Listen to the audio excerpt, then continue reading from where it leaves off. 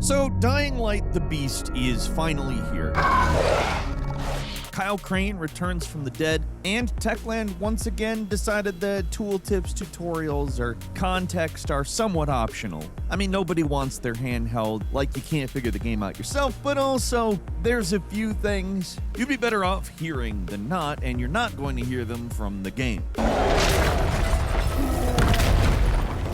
Hi folks, it's Falcon, and today on gameranx, 10 things Dying Light the Beast doesn't tell you. Starting off with number 10, the location of the awesome SMG. As with previous Dying Light games, there's a ton of powerful legendary weapons just lying around to pick up. One of the best is actually found very close to the monastery, which is where you start in the open world. Instead of being set in a place you'd normally go to, most of the game is set to the north in the old town and beyond, and for our purposes here, you need to explore the relatively empty area of the National Park Zone to the southeast. You'll eventually find a little valley with a big house, a lookout tower, and a ranger station, and that is where you will find this gun. All you have to do to get inside is solve a little puzzle, just a little simple puzzle to turn on the power to the garage doors.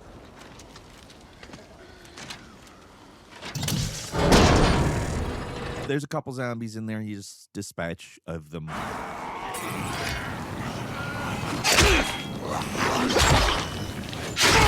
Once that's done, you'll be able to explore the ranger station, pick up all the resources lying around, and open up the locked door in the back that hides a powerful legendary SMG called the Needle, which has a pretty sweet design and holds a 40-round clip. What's even better is they actually give you some ammo for this thing. There's 2 SMG ammo boxes nearby, enough to give you 40 shots. It might not sound like much, but this game is super stingy with ammo, so that's actually pretty generous. It's pretty rare to find that many bullets in one place. This gun, it's powerful, and it's really useful early on as kind of a panic button weapon if you're in danger of dying. There's a few legendary weapons you can find pretty early, but this one will last the longest and give you the most utility for the majority of the time. Guns don't break, unlike regular melee weapons, so they just last a lot longer in general.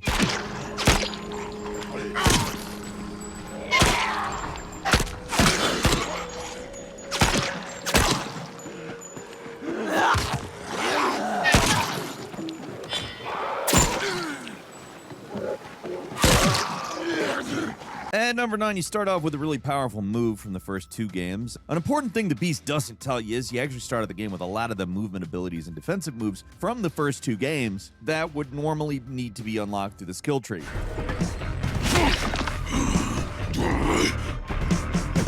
This is some handy stuff for getting around.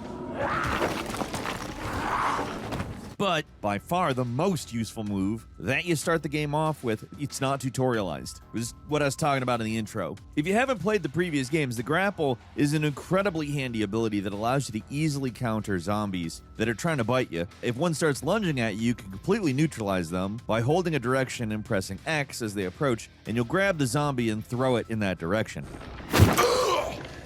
It's fun as hell, for one. Like, tossing them off rooftops into traps, it's cool. I like doing it. It's one of the abilities I really like getting in all these games, and you just start with it in this one. Zombies in the Beast are, of course, aggressive. They love to rush in and bite you, and it can get super annoying after a while. So just knowing you have this move right from the start to completely neutralize them is super handy. It's one of the best abilities in the game, and unless you actually stop and check to see what moves Crane has, it's possible to go through the game without realizing you can even do it. Another aggressive thing is how much I'm going to badger you to subscribe.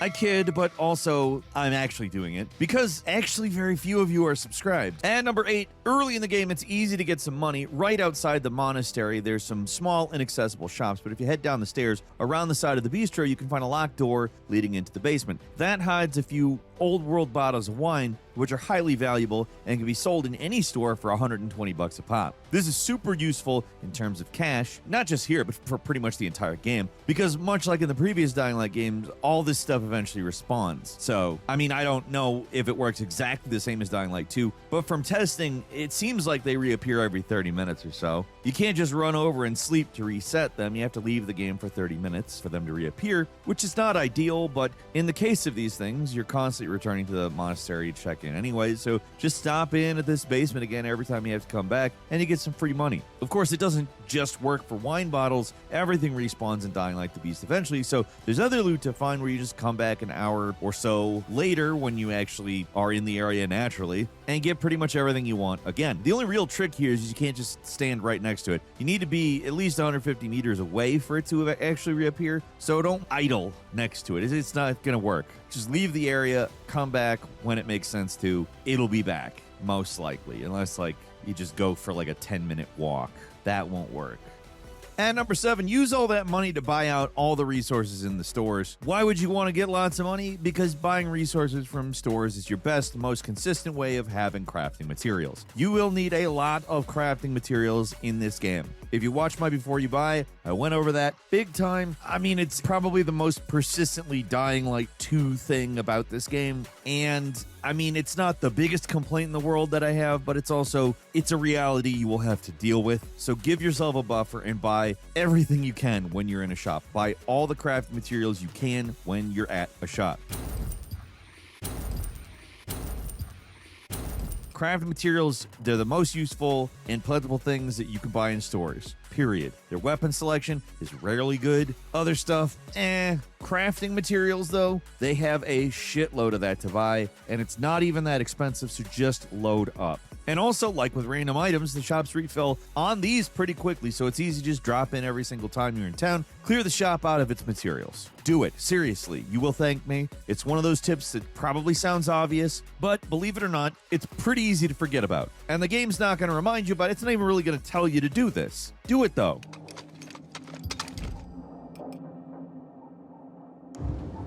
And number 6, there's more than one way to survive a long fall. The Beast is a pretty vertical game in certain locations, like the Old Town, and it sometimes asks you to make some pretty long falls if you want to get around quickly. It's pretty obvious that certain things will pad your fall, like piles of leaves and dumpsters, but there's other things you can do that just may not be super obvious, but you can land down on that'll turn a normally fatal drop into a perfectly safe landing. Like anything made of canvas. The tent outside of the library tower, massive drop, but you land on that tent, you're not taking any damage.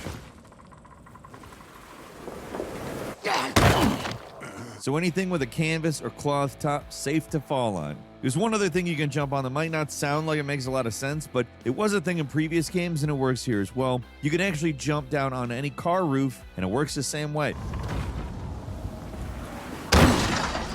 It can be a hatchback, truck with a trailer, doesn't matter, it all works. So there actually are a lot more things that can break a fall than you might think, and that makes exploring the world a whole lot less tedious. And number 5, do the substation quest ASAP. After completing the long mission to turn on the power plant, you're going to get interrupted on the way back to the town hall with a little side mission to activate a nearby substation. You might be tempted to ignore it, but don't, because you're going to want to do it. And not just because the station has a pretty powerful weapon inside. It does, but the real reason you want to finish this little side quest called the Cable Guy is that doing it actually unlocks the use of remote traps around Old Town. These were things that were just automatically all over the place in the first game, but here you have to unlock them, and you're just doing this one random side quest to do it, and then they're as handy as ever. When a trap is nearby, you get a notification in your UI. Just with a press a button, the trap activates, drawing the attention of a bunch of zombies, and then go off. It clears the area.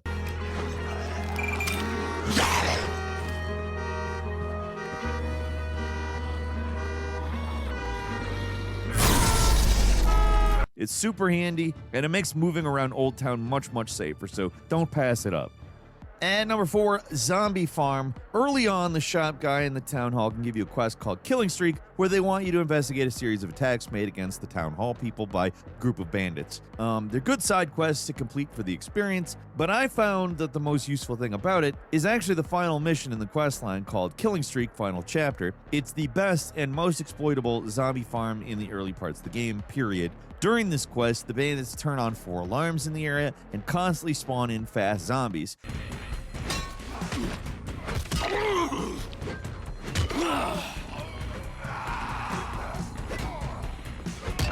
you're supposed to race around and deactivate the alarms, but these zombies that spawn are super easy to kill. Just one hit is usually enough to take them down, and at the same time, they drop the same amount of resources as any other type of zombie, and that makes them just about perfect to farm. All you have to do is set up a safe corner, smack down any zombie that appears, and they only show up in groups of 2 at a time, so it's pretty easy to avoid getting overwhelmed. These guys, they just keep coming. Eventually, they will stop spawning, but before then, you'll have a literal mountain of corpses to loot for stuff like scrap, rags, bandages, cans, alcohol. It's not always the easiest to find out in the world either, especially cans and alcohol, but zombies drop them pretty consistently. Once the zombie spigot turns off, just quit the game and restart the mission. You can do it all over again. You retain all the items you found, and the mission gets reset, so you could potentially keep this zombie farm going forever if you wanted. There's no real benefit to actually finishing the mission. You don't get a lot for completing the quest line, so if you want, you can just leave the mission unfinished and use the farm for resources whenever you feel like you're a little short.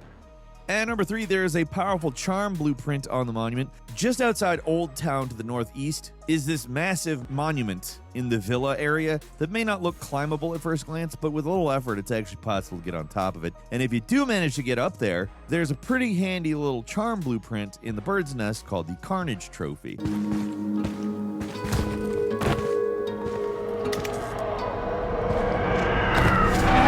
This thing is easy to craft and grants you a flat 2% increase in damage to any one-handed melee weapon, which might not sound great, but it's actually one of the most straightforward and useful charms you can add to a weapon.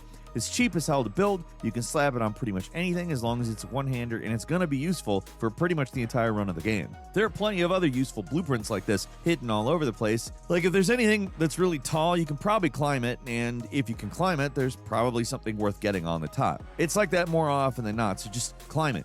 And number 2, use the CCTV poles to get around the rooftops much faster. This is another kind of small thing, and I wouldn't blame anyone for not noticing them. On the rooftops of Old Town, there's a whole lot of antennas and pipes and stuff sticking out of buildings that you mostly can't interact with. If it's a standard antenna, trying to grab onto the pole part, it's not going to work. But if you see a pole with a surveillance camera on top, that's a different story. These things are extremely useful for getting around and crossing gaps between buildings. Just grab one and it'll work kind of like a pole vault to reach nearby rooftops. It can be hard to tell the difference between these random roof poles and all the other ones, but the essential defining feature of the ones you can actually interact with is they have CCTV cameras on them.